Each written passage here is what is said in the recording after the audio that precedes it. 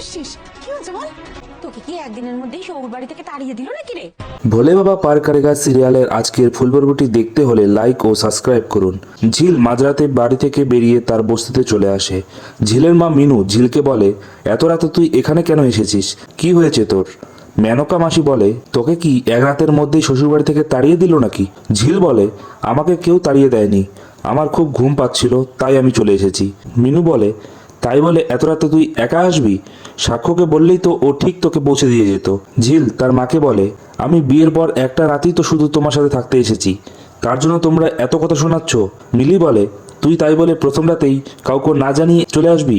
বস্তির লোকেরা ঝিলকে বলে, কাল ভোরেই তুই ওই বাড়িতে চলে যাস।